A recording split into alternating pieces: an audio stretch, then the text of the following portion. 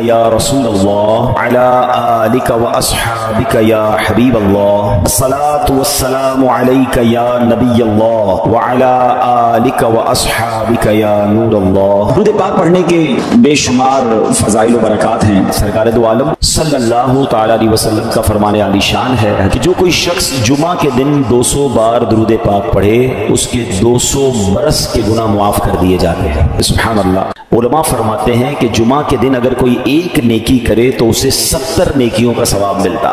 ہمیں اس دن تلاش کر کر کے نیکیاں کرنی چاہیے، درود پاک پڑھیں، تلاوت قرآن کریں، ہو سکے تو جمعہ کے دن سورہ یاسین پڑھیں۔ صلو علی الحبیب صلی اللہ تعالی علی محمد صلی اللہ علیہ وسلم۔ نبی پاک صلی اللہ علیہ وسلم کا فرمان ہے جس کا مضمون ہے کہ مرنے کے بعد بندے کا اعمال نامہ منقطع ہو جاتا ہے، ڈسکنیکٹ ہو جاتا ہے۔ ہم مر جائیں گے، اب نیکیاں نہیں کر سکیں گے، مرنے کے بعد ایک بار سبحان اللہ کہنے کا موقع بھی نہیں ملے گا، مگر فرمایا 3 باتوں کے علاوہ 3 چیزیں جاری رہتی ہیں مرنے کے بعد بھی۔ نمبر 1، علم بندہ چھوڑ کر جائے، حدیث پاک کا مضمون ہے، جو باقی رہے لوگ اس سے نفع اٹھاتے رہیں۔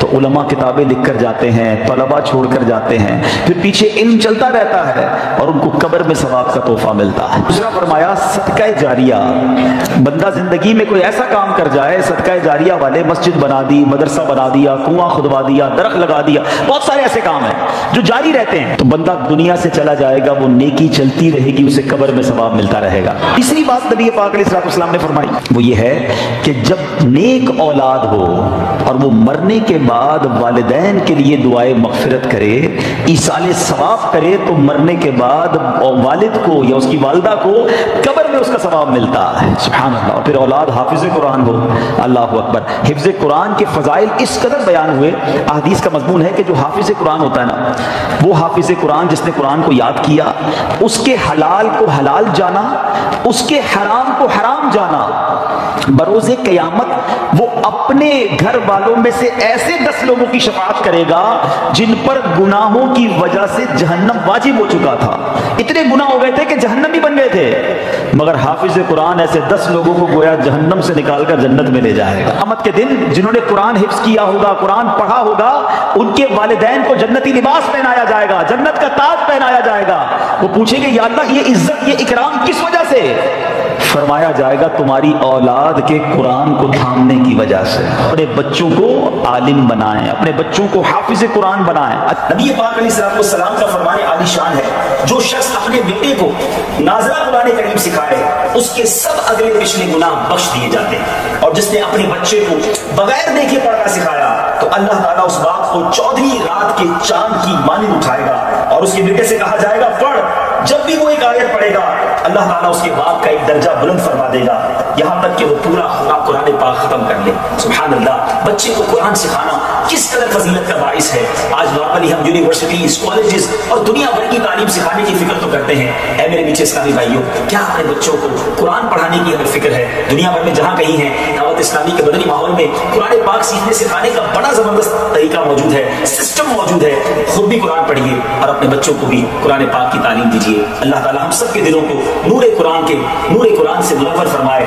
یہ بڑا مجرب ایک عمل ہم نے دیکھا، بزرگوں سے سنا کہ جس کے یہاں بیٹا نہ ہوتا یا بیٹی کی تمنا ہو تو وہ سیدنا حمزہ رضی اللہ عنہ کے مزار پر حاضری دے کر یہ تمنا کرے کہ یا اللہ ان کی برکت سے جو بیٹا عطا فرما، اور جب بیٹا عطا ہوگا تو میں اس کا نام حمزہ رکھوں گا۔ کئی حمزہ ملے مجھے، یہ بتایا تھا، ہم نے وہاں جا کے نیت کی اور یہ حمزہ ہمیں مل گیا۔ چلیں جو نہیں جا سکتے آج ان کا تصور کر کے اللہ سے دعا کرنی ہے کہ اللہ ان کے صدقے بیٹا عطا فرما دے، ہم بیٹا نبی پاک کے مبارک چچا کے نام پر حمزہ رکھیں گے۔ میرا کریم مولا دینے والا ہے اور بچوں کے صدقے ہم پر بھی کرم ہو جائے گا انشاءاللہ۔ اچھا، حافظ قرآن کے حوالے سے ایک مدنی پھول اور دوں، یہ غفران بیٹا کے لیے بھی ہے، یوسف بھائی کے لیے بھی اور باقی لوگوں کے لیے بھی، کہ جب آپ کے بچے یا بچی حافظ قرآن بن جائے نا، ہمارا بہت بڑا ٹارگٹ ہوتا ہے یہ حافظ بن جائے۔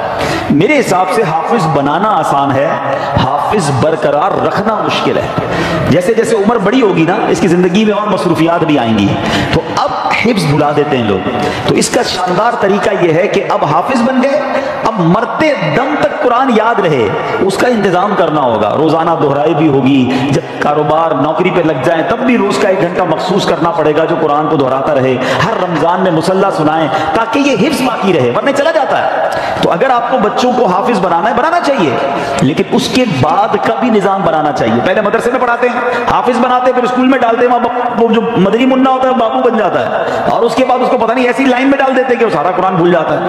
تو اگر آپ نے حافظ بنایا تو بہترین طریقہ یہ کہ اس کو عالم بنائیں، کیونکہ جب بندہ حافظ بن جاتا ہے نا اللہ پاک اس کے دماغ کو بہت کھول دیتا ہے، اس کے سینے کو کشادہ کر دیتا ہے، علم کا نور اب اس کے اندر آنا شروع ہو جاتا ہے۔ تو جب وہ عالم بنتا ہے تو کہتے ہیں نا سونے پہ سہاگا، نور علی نور ہو جاتا ہے۔ تو اپنے بچوں کو حافظ بنائیں اور پھر عالم بنائیں۔ لوگ بڑے فخر سے کہتے ہیں میرا بیٹا P H D, doctor, engineer, ایک حدیث نہیں سنا سکتے کسی انجینئر کی فضیلت کی، کسی ڈاکٹر کی فضیلت کی۔ علماء کی فضیلتوں کے باپ بھرے ہیں۔ نبی پاک علیہ السلام فرماتے جس کا مضمون ہے جب اور لوگ قیامت کے دن جنت میں جائیں گے نا تو علماء کو روک لیا جائے گا کہ رکو، باقی لوگوں کی شفاعت کر کے انہیں بھی جنت میں ساتھ لے جاؤ۔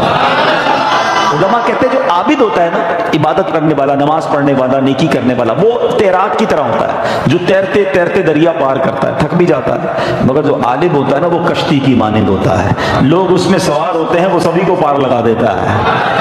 تو اب لوگ آپس میں باتیں کرتے ہیں کہ خاندان میں ایک ڈاکٹر ہونا چاہیے، خاندان میں ایک وکیل ہونا چاہیے، جناب خاندان میں ایک عالم ہونا چاہیے، اللہ وہ دن دکھائے کہ خاندان میں ایک مفتی ہونا چاہیے، ایک حافظ قرآن ہونا چاہیے۔ ایسے بچے بناؤ تو انشاءاللہ یہ مرنے کے بعد آپ کے لیے صدقہ جاریہ کا باعث بنیں گے۔ آج بچوں پہ توجہ نہیں دیتے ماں باپ، بعد میں سر پکڑ کے روتے بھی ہیں بچہ نشے میں چلا گیا، غلط صحبت میں چلا گیا۔ آپ کو چاہیے تھا کہ آپ اس کی ایسی تربیت کرتے۔ اچھا مدنی ماحول آپ کے سامنے دعوت اسلامی کا ہے جہاں بچوں کی تربیت کا انتظام بھی موجود ہے، بچیوں کی تربیت کا انتظام بھی ہے، والد کی تربیت کا انتظام بھی ہے، والدہ کی تربیت کا انتظام بھی ہے۔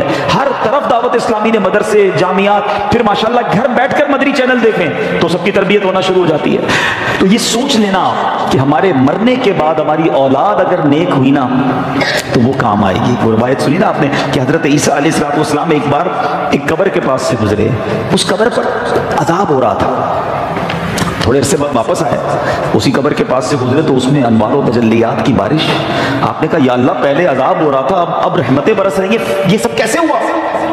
ارشاد باری ہوا عیسیٰ جب یہ بندہ دنیا سے گیا تھا گناہگار تھا، بڑے گناہ کیے تھے، قبر میں عذاب ہو رہا تھا، مگر اپنی بیوی کو پریگننٹ حاملہ چھوڑ کے مرا تھا۔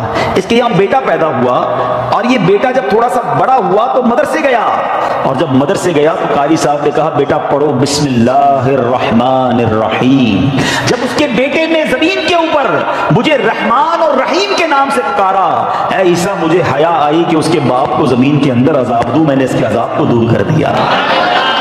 بیٹا اللہ کو پکارے مغفرت باپ کی ہو جاتی ہے، لیکن اگر باپ بیٹے کی ایسی تربیت کرے کہ وہ نشہ کرے، وہ بے حیائی کے کام کرے، وہ غلط کام کرے، حرام روزی اس کے لیے چھوڑ کر جائیں گے تو یہ ہماری پنشمنٹ اور پٹائی کا باعث ہوگا۔